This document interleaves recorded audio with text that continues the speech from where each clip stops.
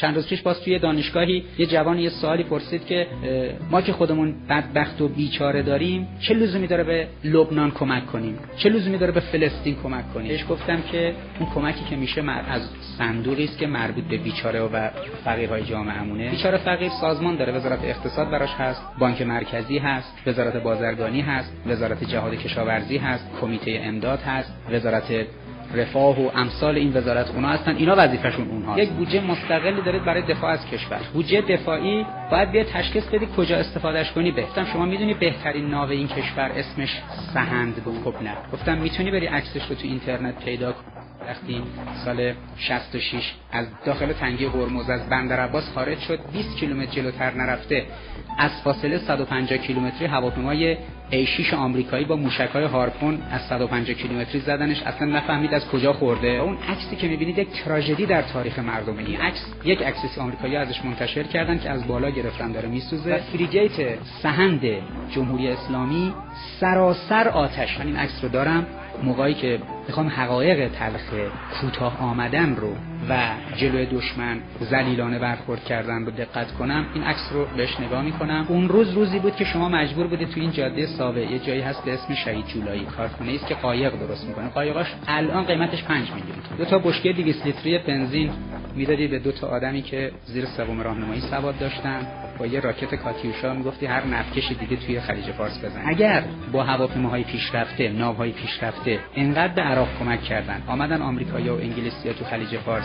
کمکش کردن، 330 تا نفتکش و کشتی باری زد. ما کشور ما 400 تا نفتکش تا کشتی باری بود. یعنی اگه قرار شد اصطلاحاً بهش میگن کنتراباند، قطع خطوط مواصلاتی دریایی، تجارت ما مختل بشه، تجارت همه مختل. اون رو البته اون ناوهای سنگین نزدن. هر وقت از راه افسری عبور می‌کنید، اون پایین راه افسری عکس 5 6 تا جوون زدن. اینها همونایی هستن که تو 3 مرحله درگیری با ناوهای آمریکایی تلفات سنگینی با آمریکا وارد کردن و هلیکوپترهای معروف NJ دیفندر آمریکایی‌ها رو منهدم کردن. 20 دقیقه 25 دقیقه از عملیاتشون فیلم واقعی وجود داره که فکر نمی‌کنم حالا به این زودی تلویزیون ما این موقع اینا رو پخش کنه. پاسخ من به اون جوونی که سوالش این بود که چرا ما باید به لبنان و جای دیگه کمک کنیم، بهش گفتم شما یه زیردریایی می‌خرید 150 میلیون دلار. تو مانورا می‌بینید چیز زیبا و شیکی رو آب داره راه میره. می‌دونی وقتی جنگ بشه این هنوز از بندر عباس و بوشهر فاصله نگرفته. از یه فاصله میزننش که هیچ وقت تو تاریخ معلوم نمیشه از کجا خورد. اما شما به جای اینکه 150 میلیون دلار رو بدی یه زیردریایی بخری، میشینی اینجوری فکر می‌کنی که اگر بیای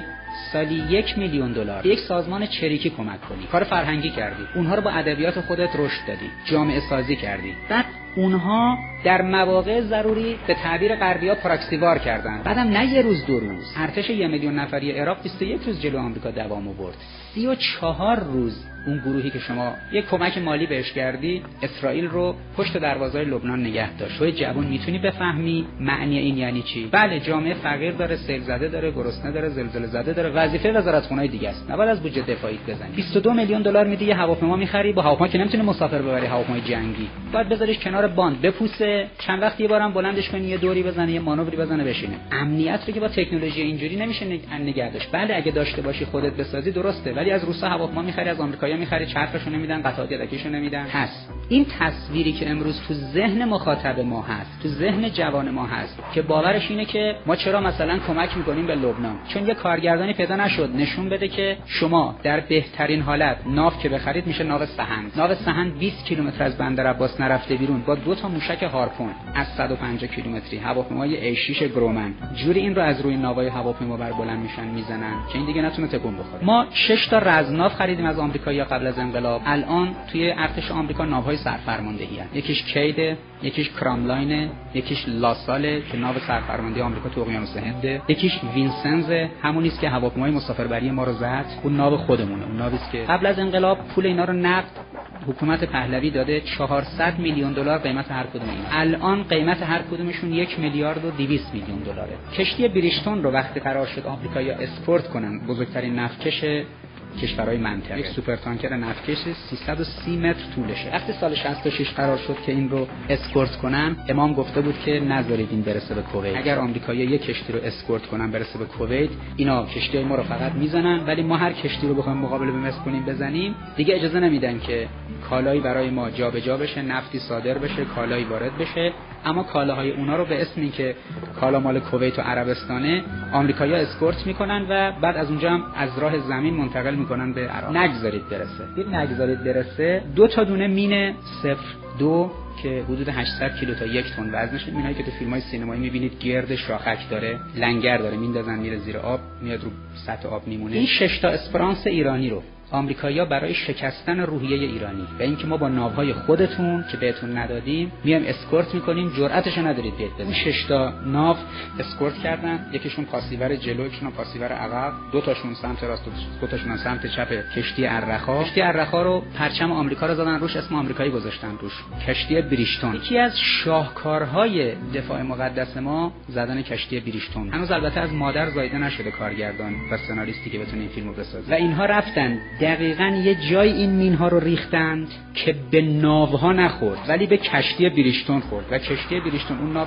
اون مین چون 1 تن مواد منفجره داخلش هست، کشتی 330 متری رو جر دادنش و پاره کردنش فرض کنید 2 برابر این سالن بدنه اون نفتکش جر خورده. عکس این رو مجله تایم و نیوزویک روی جلد چاپ کرده. این تصویر استراتژیک رو جوان ما، مگر اینکه یک کسی مثل ما وجودش داشته باشه توی تلویزیون بگه، توی جلسه سخنرانی بگه این سوال که ما چیکار داریم به فلسطینی برای فلسطین نمی‌جنگه، داره برای ایران می‌جنگه. لبنانی برای لبنان نمی‌جنگه، داره برای ایران می‌جنگه. جرأت گفتن این و جرأت فیلم ساختن اینجوری میشه تصویر استراتژیک ایجاد کردن. بله کشور مشکل و بیچاره و فقیر و درمانده و بیکاری این حرفا داره، وزارتخونه براش داره. ما چرا بخش وزارت دفاع رو میگید بیاد بودجه امکاناتش بره اونجا؟ کشور دفاع نیاز داره. چطور شما وزارت بهداشت و کسب نمیذارید؟ چون دفاع بدن مهمه، طرح واکسیناسیون، طرح چه اینا دفاع بدن دیگه. دفاع ملی هم دفاع بدن ملیه. نه وزارت بهداشت میتونه تاسیس کنید، نه سیستم دفاعی رو. بیچاره و فقیری که دارید اون براش 10 تا وزارتخونه دیگه دارید. اونا کم کاری کردن، اونا بی‌عرضگی کردن.